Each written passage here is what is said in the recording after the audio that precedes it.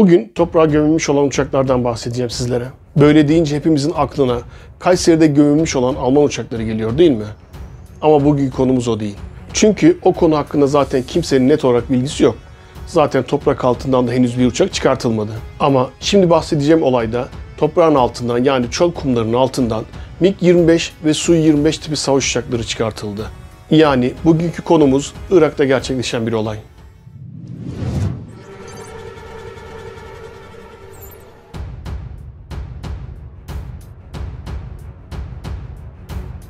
Bu fotoğraflarda bir savaş uçağının kuyruk bölümünde olan radar yüzeyini çölde kumların içine fırlamış bir halde görüyorsunuz. Uçağın yanında ve hatta uçağın üstünde olan askerler var. Hatta etrafta bolca kum tepesi olduğunu da görüyorsunuz. İşte tüm bu detaylardan dolayı bu fotoğrafların Soğuk Savaş döneminde yaşanmış olaylara ait resimler olduğunu düşünebilirsiniz. Ya da uçak kazası yaşanmış bir bölgeye ait olan fotoğraflar olduğunu düşünebilirsiniz. Ama eğer böyle düşünüyorsanız yanılıyorsunuz. Bunlar 2. Körfez Savaşı bittikten sonra, yani 2003 yılının Temmuz ayında Irak'ta çekilmiş olan fotoğraflar. Körfez Savaşı'nın sonuna doğru artık Irak'ın işgal edilmesi kesinleşmişti. Irak Hava Kuvvetleri'nin elinde MiG-25 savaş uçaklarının olduğu koalisyon güçleri tarafından da biliniyordu tabii ki. Savaşın sonunda artık Bağdat'ta düşmüştü. Amerikan ordusu tarafından bir hazine değerinde olan savaş uçakları hemen aranmaya başlandı. Ama uçaklar Bağdat'taki hava üslerinde bulunamıyordu. İşte Amerikan ordusu da bunun nedenini çok merak etmeye başladı. MiG-25 ve Su-25 uçakları savaş başlamadan önce başka ülkelere kaçırılmış oldukları bile düşünülmeye başlanmıştı artık. Savaşın ardından Amerikan ordusu tarafından kitle imha silahları aranmaya başlanmıştı artık. Araştırmaları sırasında tabii ki kitle imha silahı falan bulamadılar. Çünkü öyle bir şey zaten gerçekte de yoktu.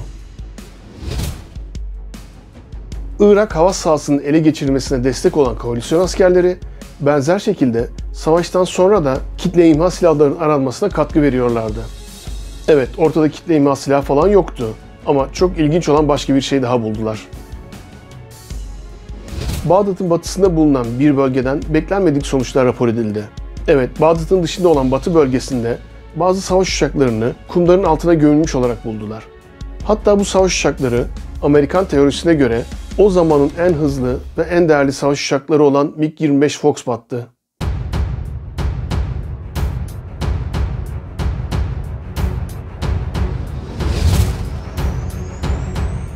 Rus üretimi olan bu savaş uçakları o dönemde herkes için gerçekten de çok değerliydi. Irak ordusu bu uçakları başka yere kaçırmak yerine Bağdat'ın hemen yanında olan çöllerde bulunan kum tepelerinin içine gömmeyi tercih etmişti. Üstelik Bağdat'ın düşmesinden önce Irak ordusunun evinde yaklaşık 300 kadar pilot olmasına rağmen bu uçakları kaçırmayı tercih etmemişti.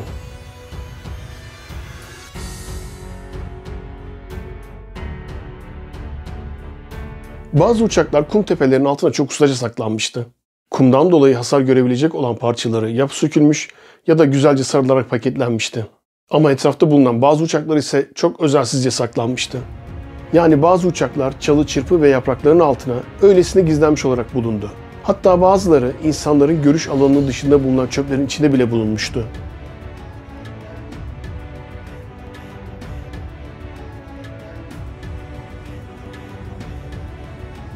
Bu uçaklar onları koalisyon bombardıman uçakları için değersiz hedefler gibi göstermek için hurdalık alanların yanına bile saklanmıştı. Ama daha değerli olan Su-25 ve MiG-25 gibi uçaklar çok ustaca saklanmıştı.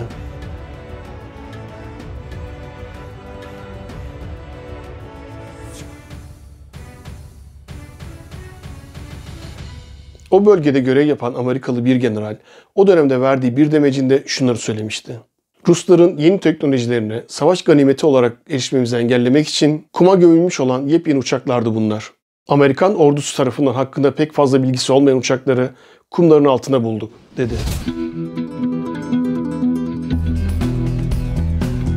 Bu uçakların bulunup ele geçirilmesi koalisyon güçleri için gerçekten de çok önemliydi. Irak uçaklarının çoğu giderek eskiyen Sovyet MiG uçaklarından oluşuyordu.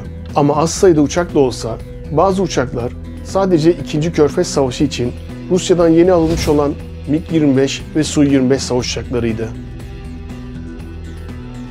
Bu uçakların üzerinde yapılacak olan araştırmalar sayesinde Amerikan Hava Kuvvetleri ve İngiliz Kraliyet Hava Kuvvetleri Rusları geride bırakacak olan çok değerli bilgilere ulaşabilecekti.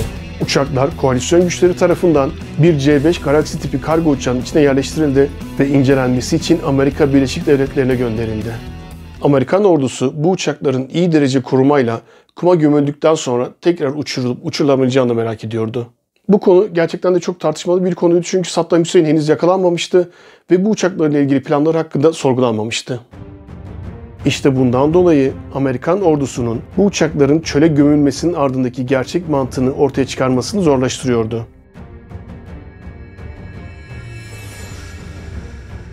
Kaçak durumda olan Saddam Hüseyin artık her yerde aranıyordu. Bu aramalar sonuç verdi ve Saddam Hüseyin saklandığı yerde 14 Aralık 2003 tarihinde yakalandı. Ve tabii ki yakalandıktan sonra günlerce sorgulandı. Bu olayın kısaca özeti şuydu. Birinci Körfez Savaşı'ndan sonra Saddam Hüseyin iktidarda kalmaya devam etmişti. Bu iktidar ve güç zehirlenmesi öyle bir şeydi ki, yaşanan bu ikinci Körfez Savaşı'ndan sonra bile Saddam Hüseyin iktidarda kalmaya devam edeceğine inanıyordu. Üstelik ülkesi tamamen işgal edilmiş olmasına rağmen ve ülkesinde yaşayan halk tarafından Saddam Hüseyin'in devrilmesi sokaklarda kutlanıyor olmasına rağmen buna inanıyordu. Savaştan sonra ele geçirilen belgeler sayesinde Saddam'ın iktidarda kalma planları ve ordusunun tekrar nasıl ayağa kaldırmak istediği öğrenildi. Sivil ayaklanmalardan kendisini korumak için, İran ve İsrail gibi ülkelerin yarattığı tehditlerden korunmak için ve en son olarak da koalisyon güçleriyle ileride tekrar yaşanabilecek olan çatışmalardan korunmak için bu uçakları elinde tutmak istiyordu. Yaşanan savaştan sonra ordusunu tekrar güçlendirmek istiyordu Saddam Hüseyin. Bu düşünce doğrultusunda ordusunun gücünü korumaya çalıştı. Stratejik bir karar vererek savaş uçaklarını saklamak istedi. Bu girişimde oldukça başarısız oldu zaten. Bu başarısızlığa rağmen Saddam Hüseyin aynı stratejiyi zaten daha önce de uygulamıştı. Yani 1. Körfez Savaşı sırasında da bunu yapmıştı. 1. Körfez Savaşı sırasında Irak'ın ülke genelinde uçakları vardı ve yine bu uçakları koalisyon güçleri tarafından hedef alınıyordu. Saddam Hüseyin'in daimi düşmanı olan ve sınır komşusu olan İran'ın da anlık hava saldırılarıyla sık sık uçakları imha edilmeye çalışılıyordu. Savaştan sonra tekrar iktidarda kalacağına inanan Saddam Hüseyin, savaş uçaklarını ileride tekrar kullanmak için saklamak istedi. Bunu bir sürede başardı zaten çünkü çatışmaların sonuna kadar uçaklarını saklı olarak ve sağlam olarak tutabildi. Saddam Hüseyin'in bir diğer yanılgısı ise 1. Körfez Savaşı sırasında olduğu gibi koalisyon güçlerinin Bağdat'a giremeyeceğini düşünmekti. Hatta ona göre koalisyon güçleri Bağdat'a parmağını bile süremeyecekti. Saddam'ın generalleri ülke işgal edilirken tüm savaş uçaklarını yerde tutmaya karar verdiğinde alt düzey komutanlardan bazıları bu hareketin askeri açıdan ne kadar yanlış bir karar olacağını anladılar. Fakat Saddam Hüseyin'in gayri resmi gücü de vardı. Bu gayri resmi gücün aynı zamanda Irak ordusunun kontrolünü elinde tutmaya yardımcı olan kısmı da vardı. Bu güç sayesinde alt düzeyde olan komutanların fikirlerini bastırması sağlanıyordu. Tüm subaylardan koşulsuz itaat etmesi isteniyordu ve çatlak sesler engelleniyordu. Saddam'ın kendi kendine devam eden ihtişam efsanesine ek olarak Bağdat'ın dokunulmazlığının onları bombardımana karşı koyacağına inanıyordu. Bu düşünce tarzının sonucu olarak askeri komutanların ne düşündüğünü ifade etmesi engelleniyordu.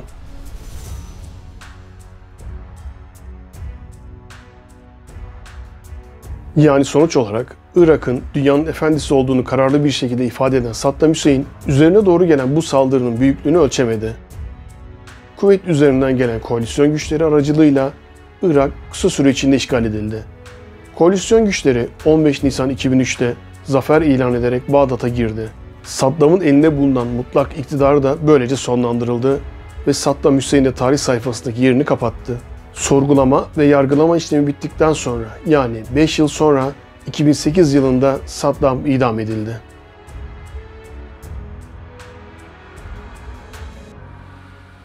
Ne gariptir ki mutlak iktidarın devam edeceğine inanarak en yeni savaş uçaklarını kumların altına gömen Saddam Hüseyin'in bu uçaklarını çıkarmak düşmanı olan koalisyon güçlerine nasip oldu.